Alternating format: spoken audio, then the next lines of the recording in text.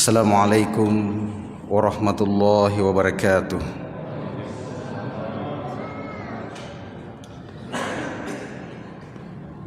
Alhamdulillahilladzi bini'matihi tatimmus shalihat.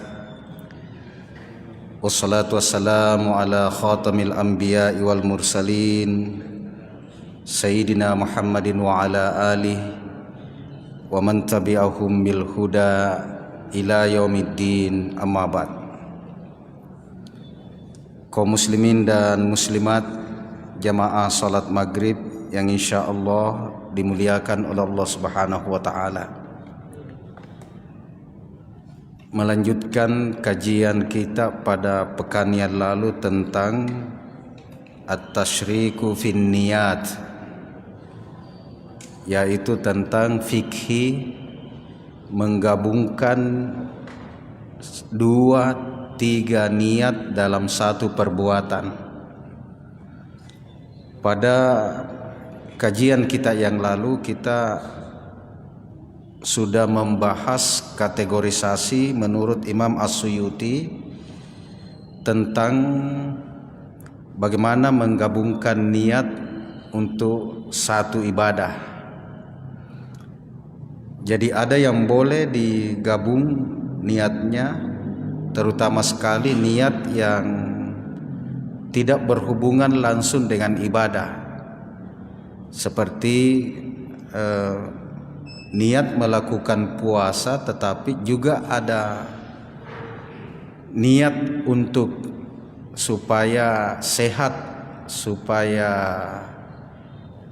diet, maka itu dibolehkan dalam agama karena niat dietnya tidak mengganggu ibadahnya. Tetapi pada bagian yang lalu juga dijelaskan ada ibadah justru merusak kalau digabung dengan 2 niat, seperti penyembelihan dengan atas nama niatnya untuk kemusyrikan, juga melakukan kurban, maka kurbannya batal. Ada niat yang hanya satu ibadah yang sah, seperti melakukan haji dan juga berniat umroh. Bahkan Imam As-Suyuti begitu menjelaskan sampai 5 kategori. Pembahasan itu sebenarnya kita ingin pakai ketika membahas tentang ibadah-ibadah yang sifatnya sunnat, karena kemungkinan terjadi penggabungan niat dalam satu ibadah itu bisa terjadi tabrakan, khususnya dalam ibadah-ibadah yang sunnat. Maka pada maghrib yang berbahagia ini kita akan membahas tentang salat-salat sunat. Sebelum membahas satu persatu, ini dalam catatan saya pernah kita bahas 2 salat-salat sunat, tetapi malam ini kita melakukan pendalaman untuk melakukan pengelompokan salat-salat sunat. Paling tidak salat sunat itu biasa diistilahkan dalam Al-Quran dengan istilah nafilah, salat nafilah. Jadi nanti bapak dan ibu-ibu kalau menemukan istilah salat nafilah, maka yang dimaksud itu adalah salat sunat. Makanya dalam Al-Quran waktu bicara tentang salat tahajud itu tidak disebutkan sebagai salat sunnat, tetapi Al-Quran memberikan bahasa dengan nafilah, tambahan. Wa minal laili fatahajjad bihi nafilatan lak asa ayyab'atsaka rabbuka maqaman mahmuda. Wa minal laili, dan sebahagian dari waktu malam itu, fatahajjad bihi, lakukanlah salat tahajud, nafilatan laka, sebagai tambahan bagi kamu. asa ayyab'atsaka rabbuka maqaman mahmuda. Tambahan tahajud itu, salat tambahan itu menyebabkan ayyab'atsaka rabbuka, nanti Tuhanmu itu akan mengangkat engkau maqaman mahmuda, di tempat mahmud. Mahmud itu diterjemahkan oleh Kementerian Agama tempat yang mulia. Kata Mahmud ini yang dalam kajian-kajian ulama-ulama sufi, Mahmud itu dari akar kata Muhammad, Hamida Muhammad. Maka Mahmud itu untuk tingkat di dunia, Mahmuda itu tingkat yang tinggi. Dia sampai Rasulullah itu kan istilah pemberian nama kan dua. Ada yang dulu sebelum Muhammad, ada yang menyebut Ahmad. Ahmad itu dari Hamida juga. Muhammad juga dari Hamida. Jadi kalau Al-Quran menyebut maqam mahmuda, itu maqam yang tinggi. Jadi kita semua ini sama-sama melakukan salat-salat fardu. Tambahan dari salat fardu itu disebut dengan nafilah. Jadi bukan salat fardunya yang dilakukan berkali-kali, karena salat fardu itu tidak boleh ditambah-tambah. Kalau asar 4 rakaat, maka biar bagaimana kuatnya seseorang, sehatnya seseorang, tidak boleh melakukan asar 2 kali, tidak boleh melakukan asar 3 kali. Maka tambahan dari ibadah fardu itu, salat fardu disebut dengan nafilah. Nafilah itu inilah yang nanti oleh ulama fikih disebut dengan salat sunat. Salat sunat ini itu yang pertama tadi tambahan. Yang kedua, dia akan menyempurnakan salat-salat fardu kita. Jadi sunat itu tidak boleh dipandang enteng, karena nanti ketika kita dihisab di hari kemudian, maka yang pertama diperiksakan salatnya. Awwalu ma yuhasabul yaumal qiyamah as-shalah. Nanti di hari kiamat itu yang pertama ditanya, itu pertanyaan pertama itu salat, Pak. Kalau sudah salatnya tidak beres, kira-kira tidak ditanya lagi yang lain, Pak. Makanya salat itu miftahun. Kuncinya kebaikan itu ada di salat. Jadi kalau tidak punya kunci, biar apa isinya itu lemari, tidak bisa dinikmati. Makanya dulu waktu dibangun masjid raya, direnovasi dari bangunan lamanya yang sudah puluhan tahun, Masjid Raya Makassar, itu banyak sumbangan, dan sumbangan itu datangnya bukan hanya dari orang muslim, tetapi juga dari saudara-saudara kita non muslim, karena daerah situ kan banyak non muslim. Setelah itu Guru Sanusi Baco masih hidup, ditanya, bolehkah menerima? Guru Sanusi bilang boleh. Pertanyaan berikutnya, bagaimana itu statusnya nanti di akhirat? Jadi sudah boleh tanya. Nah bilang, siapa tahu masuk surga itu Cina ya kalau menyumbang, Pak.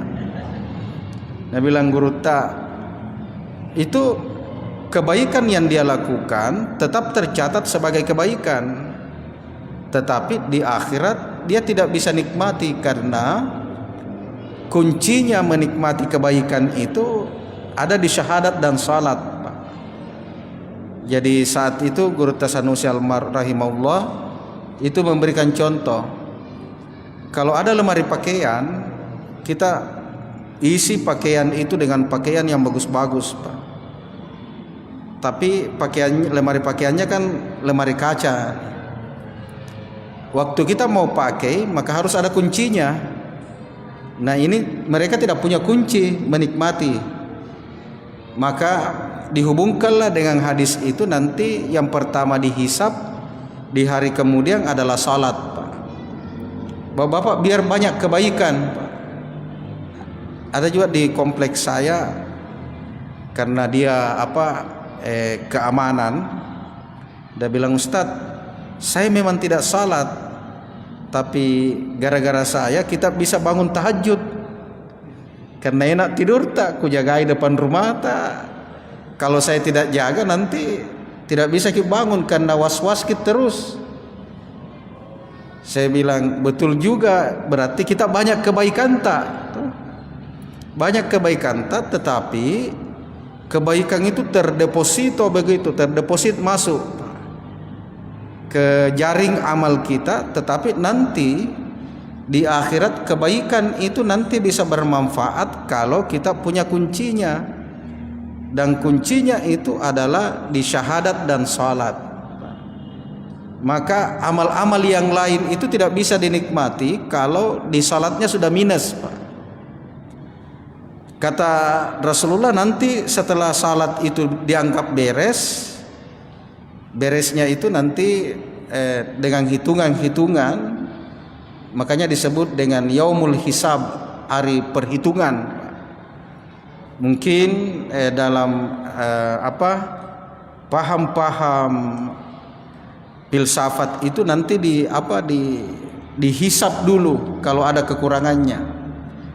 Tetapi Bapak-bapak, kita umat Islam ini luar biasa. Semua kita punya kewajiban, tetapi Allah masih menciptakan peluang. Kalau ada yang salah di kewajiban itu, ada yang kurang dalam pelaksanaan kewajiban, maka kita ada nafilah, ada tambahan yang menutupi kekurangan-kekurangan itu. Maka waktu kita dihisab oleh Allah itu, ketika ada kekurangannya salat wajib kita, Allah perintahkan kepada malaikat, carikan itu ibadah-ibadah sunnatnya, salat-salat sunnatnya. Maka orang yang tidak punya salat sunnat, maka biasanya dia akan rugi karena tidak tertutupi kekurangannya. Nah, inilah sampai disebut dengan sunnah. Yang pertama nafilah, sunnat ibadah salat sunnat yang kedua adalah penyempurna. Nah, Bapak-bapak dan Ibu-ibu jamaah maghrib yang insya Allah dimuliakan oleh Allah, ini nanti kita dalam Al-Fiqhul Islami wa Adillatu itu membagi 4 kategori salat-salat sunat. Ini nanti ada yang berlaku, Bapak perhatikan, kalau sudah membahas 4 ini baru ketahuan, karena nanti ada beberapa waktu yang tidak boleh ada salat di situ. Ada jamaah bertanya, "Pak, kita ini dimakruhkan, bahkan ada yang mengharamkan salat ketika matahari terbenam." Karena itu dulu sebelum Islam datang ada kepercayaan penyembahan ke matahari. Maka kemudian setelah Islam datang, Nabi melarang melakukan salat pada saat matahari sedang muncul-munculnya begitu. Jadi sebelum bulat mataharinya, dia proses muncul nih di ufuk, di fajar sana di timur. Kalau proses ini itu waktu yang ada yang mengatakan makruh, ada yang mengatakan haram. Nanti sempurna baru boleh salat. Setelah itu pada saat tegak lurus matahari di atas, nanti condong mulai bergerak ke barat, baru masuk waktu duhur kan. Setelah itu nanti juga dimakruhkan salat ketika matahari proses terbenam di ufuk sana. Jadi sudah mulai tenggelam masuk sampai terbenam seluruhnya. Kalau sudah terbenam seluruhnya, itu berarti sudah masuk maghrib. Terbenam tapi masih merah. Masih merah berarti masih ada cahayanya di ufuk di barat sana. Kalau sudah hilang itu yang merah, baru masuk salat isya. Jadi Ada jamaah bertanya, Ustaz, itu kalau kita masuk ke masjid kan mau salat maghrib duluan kita datang, kan ketemu dengan proses itu terbenamnya matahari.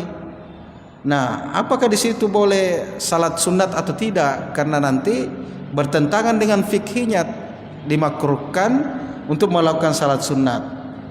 Nah, pertanyaan itu muncul karena kategorisasi tentang salat sunat itu dianggap satu macam, Pak. Makanya Wahbah Zuhaili itu sebelum masuk ke pembahasan salat sunat itu terlebih dahulu membagi 4. Satu, macam yang kategori yang pertama adalah salat sunnah muakkad. Dua istilah ini, Pak, hampir mirip kalau dijadi bahasa Indonesia. Tapi kalau dibaca bahasa Arabnya kentara sekali. Salat sunnah itu ada muakkad, kaf dan dal. Itu salat sunnah muakkad itu artinya salat sunnah yang dipentingkan, hampir jadi kewajiban. Seandainya tidak dijelaskan oleh Rasulullah, maka salat sunnat itu dianggap kewajiban oleh sahabat.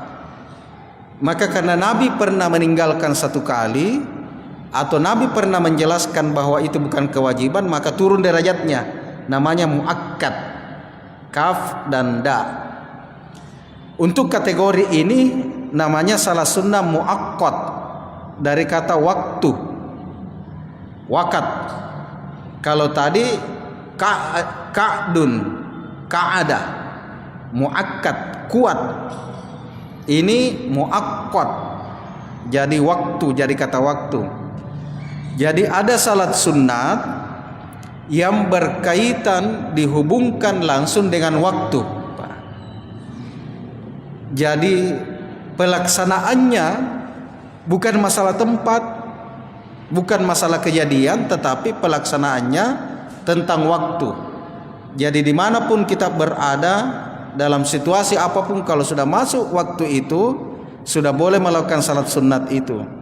Yang mana contohnya salat sunat berkaitan dengan waktu, seperti duha, salat sunat witir, salat sunat syuruk, salat Idul Fitri dan Idul Adha, salat sunat zawal. Zawal itu ketika hampir duhur. Jadi itu waktu, Pak. Kalau duha kan ada waktunya. Tidak boleh melakukan salat duha di tengah malam. Maka duha itu namanya waktu duha. Jadi waktu duha itu pagi, ada yang menyebut pada saat matahari sudah terbit. Kemudian ada yang menyebut sampai dengan waktu pelaksanaan salat zawal. Ada yang menyebut sampai dengan waktu salat duhur. Jadi duha itu persoalan waktu, Pak. Makanya salatnya disebut dengan salat duha karena waktu. Salat witir, witir itu juga berkaitan dengan waktu. Maksudnya witir itu kita sudah selesai salat wajibnya pada malam hari. Berarti witir itu nanti setelah salat isya. Nanti bapak-bapak kalau membaca nanti sunnah rawatib itu dalam kitab-kitab fikih biasa ada yang menyebut ganjil, Pak. Jadi waktu membahas jumlah rakaat sunnah rawatib qabliyah dan ba'diyah, ada yang menyebut 17, Pak. Cari-cari kenapa bisa ganjil. Nah, rawatib rata-rata 22. Rupanya ada di bab agak jauh dari bab pembahasan rawatib. Ketika membahas salat witir itu baru dijelaskan sahabat itu begitu hati-hati sampai rawatibnya ditutup lagi dengan witir. Karena sahabat itu khawatir sekali jangan sampai kebablasan tidur dan tidak mendapatkan witir, Pak. Sampai kemudian dalam riwayat itu disebut 17. Oh, ada witirnya satu. 16 sebenarnya tapi ditambahi witir, tapi waktu membahas salat rawatib itu disebut 17. Jadi witir itu nanti setelah setelah salat Isya, Pak. Kemudian salat syuruk karena bertepatan dengan isyraq. Isyraq itu ada yang menyebut isyraq itu masuk waktu duha awal. Ada ulama yang menyebut isyraq itu sebelum duha, Pak. Makanya ini agak ketat di sini. Yang isyraq sebelum duha itu biasa yang tepat-tepat, Pak. Sekarang ini 6:05. Kalau tidak salah tadi subuh, tadi pagi 6:05 itu isyraq, Pak. Itu jamaah pengajian subuh biasa terbagi dua itu kalau isyraq, Pak. Karena ada yang menganggap isyraq itu sebelum duha. Maka itu biar kita ceramah kalau lewat 1 menit itu pasti pergi salat itu, Pak. Saya bilang tidak apa-apa, itu berarti punya pandangan isyraq itu syuruk itu sebelum duha. Tapi ada juga ulama yang menyebut syuruk itu adalah waktu duha awal. Sudah masuk, pokoknya sudah terbit matahari, itu sudah waktu duha. Tetapi duhanya duha awal namanya. Kan nanti di kajian-kajian tentang keutamaan salat duha kan dibagi 3, Pak. Nanti duha itu Bapak bisa membaca salat duha itu kan dibagi 3. Satu, ada duha awal, ada duha wasat di waktu tengahnya, ada duha akhir. Kira-kira duha awal itu waktu isyraq sampai dengan jam 8 sampai jam 10. Duha tengahnya 10 sampai jam 11. Kira-kira begitu, Pak. Masing-masing ini ada faidahnya.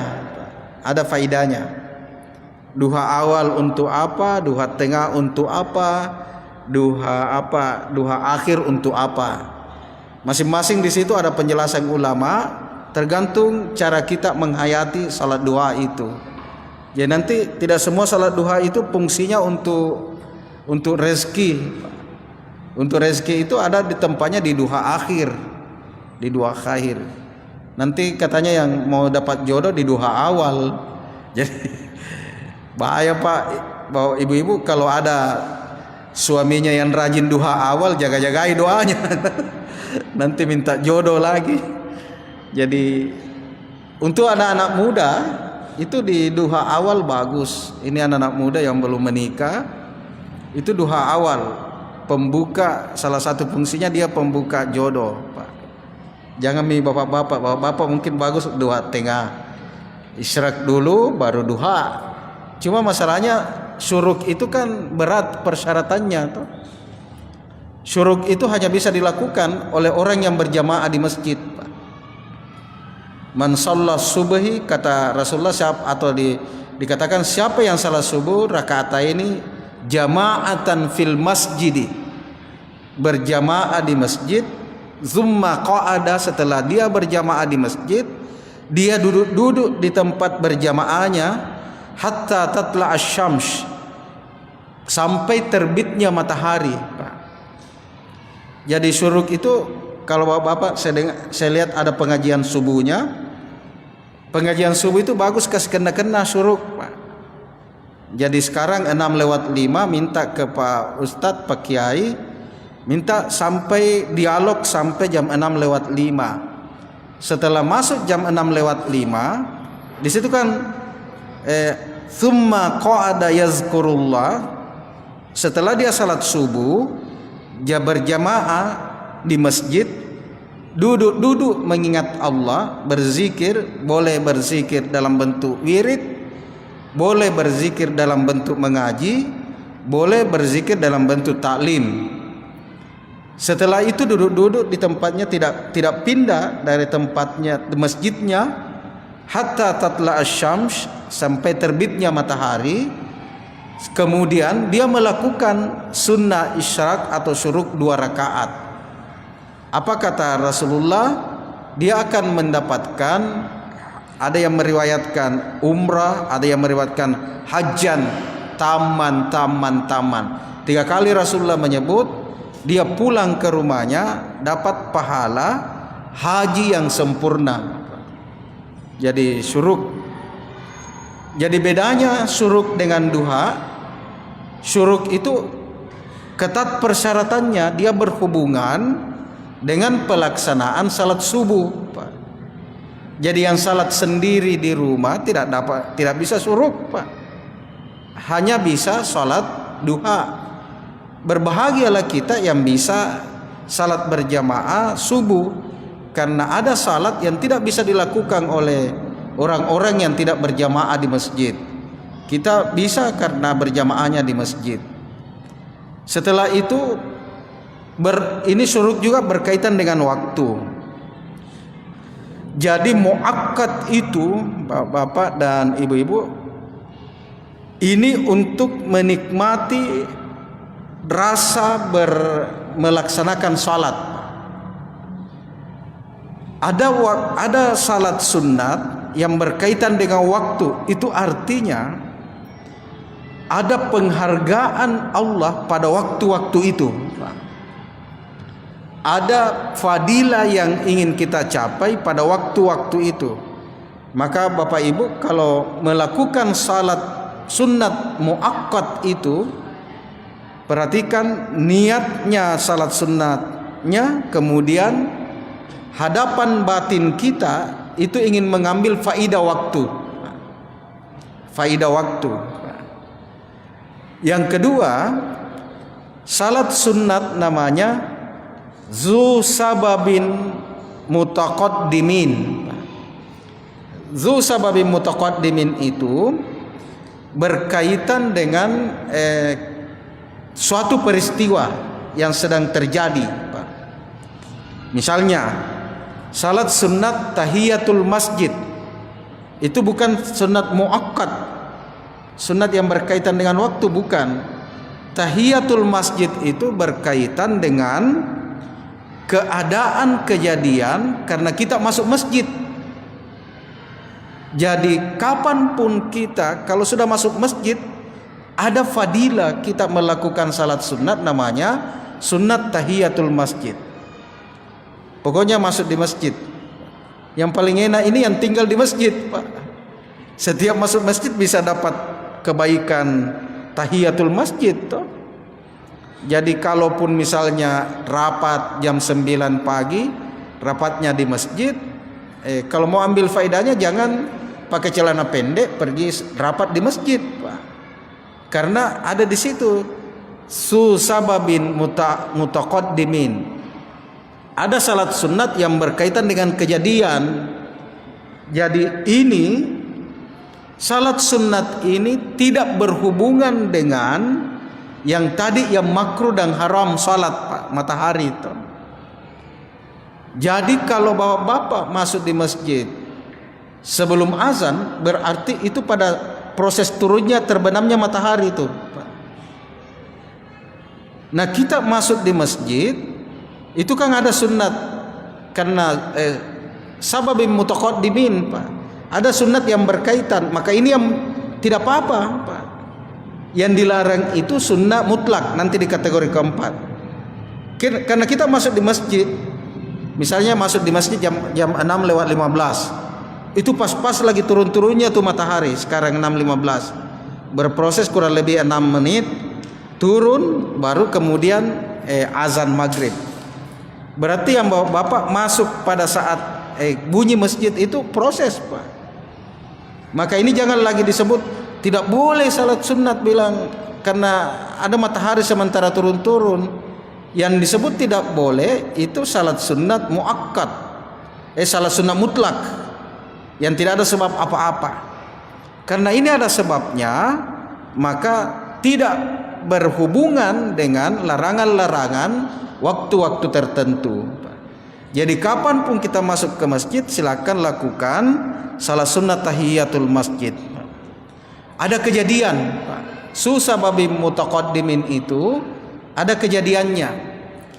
Yang kedua yang dimasukkan kategorinya Wahbah Zuhaili itu adalah sunnah wudu. Ini agak kurang masyhur karena biasanya yang melakukan ini yang selalu menjaga wudunya, Pak. Kita ini agak berat menjaga wudu, dan kalau ada yang bisa menjaga itu yang diamalkan misalnya oleh salah seorang sufi, Rabi'atul Adawiyah. Rabi'atul Adawiyah itu tidak pernah putus wudunya. Wudunya rusak, perbaharui lagi. Wudunya rusak, perbaharui lagi. Ini juga dalam kehidupan Rasulullah, salah satu peristiwa Isra Mi'raj itu kan, Nabi ketika berada di dalam surga diperlihatkan oleh Allah, itu Rasulullah mendengar langkah kaki Bilal, Pak. Karena itu biasa kalau kita satu rumah akrab dengan seseorang kan cara melangkahnya itu dihafal, Pak. Saya kalau di rumahku ku tahu di atas ini yang jalan siapa, karena ketahuan tuh cara langkah kita masing-masing berbeda. Nabi itu mendengar langkah kaki Bilal sudah di surga. Nah, Bilal belum meninggal. Jadi waktu pulang dari Mi'raj itu, Rasulullah mewawancarai Bilal. Kenapa? Apa amalanmu memang dibanding dengan sahabat yang lain? Mengapa Allah memperdengarkan langkah kakimu sudah ada di surga, nah engkau masih hidup, Bilal? Kata Bilal, tidak ada apa-apa, Pak. Sama dengan sahabat yang lain. Tapi ada satu yang saya selalu jaga, ya Rasulullah. Saya tidak pernah berwudu kecuali menambahkan dengan salat sunnah wudu 2 rakaat, Pak. Itu rupanya yang menjadikan Bilal digaransi oleh Allah, Pak. Sudah ada tempatnya di surga, bahkan sudah ada langkah-langkah kakinya, baru orangnya masih hidup, Pak. Susababim mutaqaddimin itu seperti salah sunnah wudu tadi, tahiyatul masjid, wudu, salah sunnah hifzil Quran. Nah, ini untuk bapak-bapak dan adik-adik penghafal Al-Quran. Di sekolah-sekolah penghafal Al-Quran, di pesantren penghafal Al-Quran, salah satu yang digiatkan itu adalah salat sunnah hifzil Quran. Ada yang melakukan nanti setelah khatam 30 juz, ada yang melakukan setiap khatam 1 surah. Itu langsung dikancing setelah mendaras murajaah 3 kali, dan tidak ada salahnya langsung biasa diminta oleh gurunya salat sunat hifzil Quran 2 rakaat, supaya hafalannya terjaga. Jadi ini bedanya, Pak, belajar ilmu lain dengan menghafal Al-Quran. Menghafal Al-Quran itu ada penjaganya. Jadi penjaganya itu salat sunat hifzil Quran. Jadi dia ditutup. Biasanya yang begini awet, Pak, hafalannya. Bapak-bapak juga bisa begitu, Pak. Kalau sudah hafal An-Naba amma yatasaalun sampai terakhir 3 kali diulangi tidak ada misalnya, langsung berdiri salat sunat, Pak. Itu artinya ada kejadian yang kita dibolehkan melakukan salat sunat. Salat sunat 2 rakaat untuk salat sunnah hifzil Quran. Niatkan saja hifzil Qurannya supaya awet dalam pikirannya. Kemudian istisqa, meminta hujan, kemarau panjang dan lain-lain sebagainya. Jadi ada salat sunat yang berkaitan dengan waktu-waktu kejadian-kejadian. Yang ketiga, salat sunat susababin mutaakhirin, Pak. Belum kejadian tapi kita menginginkan sesuatu, itu bisa dipercepat dengan salat sunat. Jadi ada keinginan kita, tidak cukup dengan doa-doa biasa, tetapi ini bisa diantar, dijembatani dengan salat-salat sunat, Pak. Apa itu susababim mutaakhirin? Misalnya kita berada dalam pilihan yang sulit nih. Maukah berdagang, dagang A, dagang B, dagang C, menjual A, B, C, D, yang mana bagus? sudah dianalisa 50-50. 50-50 itu berimbang, Pak. Bukan 50-50-nya di warkop itu. Kalau di warkop Nabi bilang 50-50, kau 70 saya 30.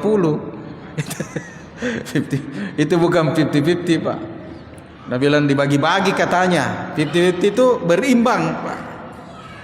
Mau menikah, dua perempuan sama-sama baiknya. Itu karena kita tidak bisa menentukan, maka supaya pilihan kita tidak didominasi oleh nafsu, tidak didominasi oleh akal, maka setiap pilihan itu diantar dengan istikharah. Berarti susababin mutaakhirin itu salat sunnat yang mengarah kepada memohon kepada Allah memperlancar, Pak. Jadi ada salat sunat begitu. Jadi nanti Bapak ada rasa itu setiap salat sunat. Salat sunat apa ini? Waktukah atau peristiwakah atau sesuatu yang diinginkan? Nanti rasanya beda-beda itu, Pak. Beda-beda. Jangan salat sunat, misalnya nih, salat sunat tahiyatul masjid. Salat sunat tahiyatul masjid peristiwa karena menghormati masjid. Tetapi waktu salat sunat tahiyatul masjid lebih dominan keluhan pribadinya ke Allah. Nah, itu salah posisi itu, Pak. Salat sunat tahiyatul masjid biar dulu. Salat sunat itu fungsinya menghormati itu masjid, Pak. Mungkin kalau ada permintaan lain mungkin iya, tapi yang lebih dominan itu penghormatan ke masjid. Ini biasa banyak kejadian, semua rata, Pak. Sunnat tahiyatul masjid permohonannya keluhan kepada Allah. Sunnat rawatib keluhan kepada Allah. Duha juga keluhan kepada Allah. Tahajud juga keluhan. Karena tidak memahami kategorisasi salat-salat sunnat itu, Pak. Jadi ada yang jadi jembatan, Pak. Misalnya nih, tahiyatul masjid itu penghormatan ke masjid, toh. Nah, kita dalam sunnatullah itu siapa yang menghormati apa yang dihormati oleh Allah, maka Allah akan menghormati dia, toh. Kan begitu. Ka'bah itu dimuliakan oleh Allah. Maka kalau kita salat di dekatnya Ka'bah, nilainya itu dilipat gandakan. Allah berikan kemuliaan kepada kita. Orang tua itu makhluk yang dimuliakan oleh Allah. Maka kalau mau dimuliakan oleh Allah, bapak dan ibu-ibu yang masih punya orang tua, anak-anakku yang punya orang tua, kalau mau dimuliakan oleh Allah, muliakan orang tua. Itu jembatannya. Jembatannya. Falsafah Bugis itu dia bilang begini, Pak. Orang tua, kebetulan orang tua perempuan, aji perempuan umi saya itu Bugis, Pak. Dia bilang begini, kalau kau mau jadi raja, nak, maka perlakukan orang tuamu seperti raja. Kalau kau mau jadi apa saja, perlakukan orang tuamu seperti itu, karena ridanya Allah ada di situ. Karena Allah menitip orang tua itu sebagai makhluk yang dimuliakan. Maka kita sangat berdosa kalau Allah sendiri yang muliakan, terus ada anak-anak yang durhaka kepada orang tuanya. Bayangkan Tuhan yang angkat, Pak. Tuhan yang hormati, tiba-tiba kita tidak menghormati apa yang dihormati, Pak. Jangan Tuhan, kita mau, Pak, kita saja. Kalau ada barang-barang tak disuka sekali, dihargai sekali, tiba-tiba ada orang yang injak-injak, Pak. Berarti tidak berimbang, toh, maka perlakuan kita seperti itu. Jadi waktu salat itu ikutkan, Pak. Ini salatnya jenis apa nih? Supaya ada rasa yang ikut pada saat kita melakukan salat. Salat susababim mutaakhirin itu seperti juga salat taubat dan salat-salat sunnah yang lainnya. Yang terakhir, salat sunnah mutlak. Salat sunnah mutlak itu Ini yang bebas, Pak. Yang bebas. Tidak terikat oleh waktu, tidak terikat oleh kejadian, tidak terikat oleh keinginan-keinginan yang akan datang. Namanya salat sunat mutlak. Karena dia bebas, tidak ada ikatannya, maka inilah yang nanti berhubungan langsung dengan waktu-waktu haram salat, waktu-waktu makruh. Jadi yang tidak boleh itu adalah salat sunat mutlak dilakukan pada waktu-waktu yang diharamkan atau dimakruhkan oleh Rasulullah. Jadi satu kategori itu yang bertabrakan. Nah, bapak-bapak dan ibu-ibu, ini salat sunat kalau kita menganggap nafilah, maka 4 kategori ini, perhatikan, kalau dia berbicara waktu, maka kita ingin mengambil kemuliaannya itu waktu. Kalau dia berbicara kejadian atau peristiwa, kita ingin mengambil kemuliaannya peristiwa itu. Kalau salat sunat susababi mutaakhirin, berarti ada keinginan, maka salat sunatnya kita jadikan jembatan untuk kemudian jembatan itu Allah mewujudkan keinginan kita. Kalau tidak ada hubungannya dengan yang 3, maka ulama fikih menyebut dengan salat sunnah mutlak. Nah, sedikit lagi tentang rawatib. Rawatib itu di salah satu hadis kan ada yang menyebut 10 rawatib qabliyah dan ba'diyah. Jadi ada yang protes, Pak. Di hadis itu kan 2 rakaat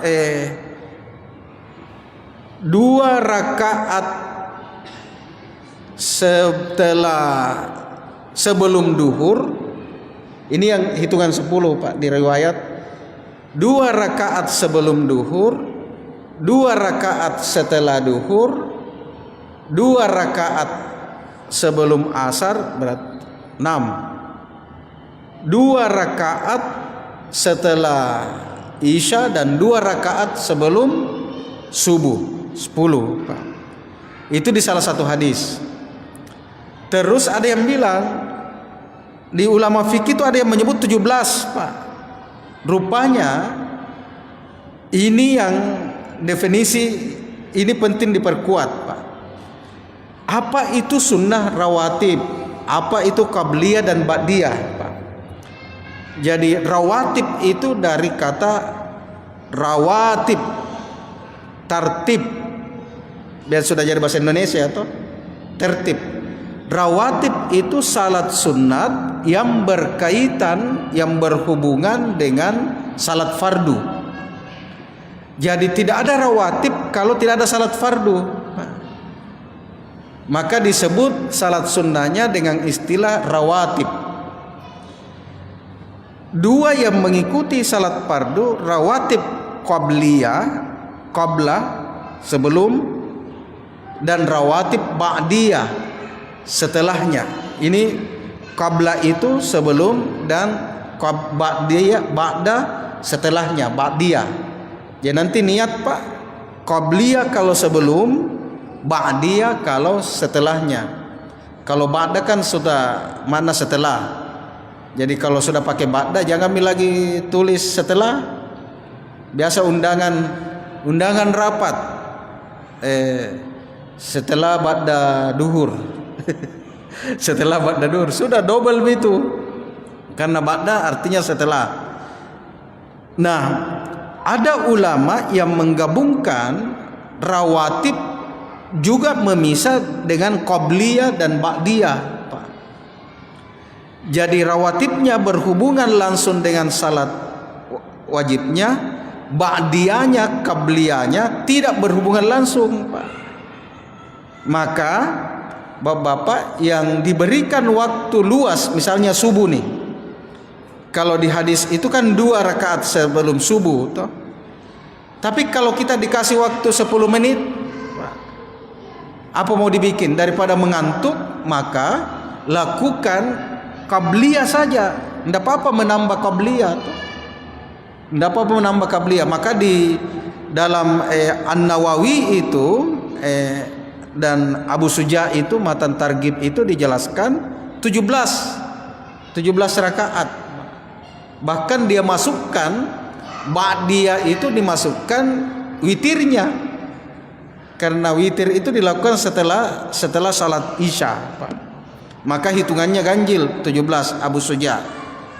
Nah, ini bapak-bapak dan ibu-ibu, ada juga yang mengelompokkan yang 10 itu namanya rawatib muakkad, rawatib yang hampir tidak pernah ditinggalkan oleh Rasulullah.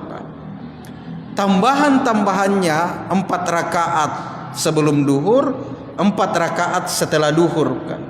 Itu juga disebutkan dalam hadis, walaupun di hadisnya itu tidak disebutkan yang mana itu yang 10, tapi di hadis kan disebutkan man hafaza ala arba'i raka'atin qabla dzurri wa arba'i ba'daha haramahullahu 'alan nar. Siapa yang menjaga merutinkan 4 rakaat sebelum duhur dan 4 rakaat setelah duhur, maka Allah haramkan jasadnya dimakan oleh api neraka. Berarti di hadis itu, hadisnya Tirmizi, 4 rakaat sebelum dan 4 rakaat setelahnya. Sekarang terakhir, bisakah melakukan 4 rakaat sekaligus? Boleh, Pak. Boleh melakukan 4 rakaat, tetapi mayoritas ulama kita menjelaskan untuk rawatib sangat dianjurkan dua-dua rakaat. Kenapa? Karena rawatib itu nanti bertabrakan dengan waktunya, makanya niatnya di 2-2 rakaat, Pak. Mulainya di 2-2 rakaat. Jadi kalau kita dikasih waktu maghrib, sebelum maghrib boleh, karena maghrib itu kan juga ada rawatib qabliyahnya toh. Jadi begini, ada hadisnya begini. Kunna bil Madinati, kata sahabat, kami dulu di Madinah. Waktu di Madinah, fa iza azanal muazzinu li salatil maghribi, kalau orang sudah azan salat maghrib, katanya ibtadarus sawari, maka itu sahabat-sahabat senior bertebaran mencari tiang, Pak. Dulu masjid banyak tiangnya, Pak. Ibtadaru bisawari, dia cari semua tiang, sampai dalam riwayat itu fayarkauna raka'ataini hatta inna rajulal gharib, sahabat itu melakukan 2 rakaat sampai satu waktu ada orang yang datang setelah azan, kaget, la yadkhulul masjidah fayasibu anna salata kada kudia, masuk ke masjid itu, kaget itu orang yang baru datang, sudah mi orang salat maghrib, karena dikira salat ba'diyah semua ini sahabat. Ternyata pada saat itu belum maghrib, belum dilakukan maghrib. Berarti dulu itu salat sahabat itu salat qabliyahnya maghrib ada 2 rakaat, Pak. Tapi ada juga masjid yang tidak memberikan peluang 2 rakaat, dia bilang sempit ki waktunya. Kesempit ki memang waktunya kalau ikamat pi baru masuk ki. Tapi kalau sebelum azan ada memang makin duduk, justru buru-buru kalau tidak dikasih salat rawatib, sunnah rawatib qabliyah toh.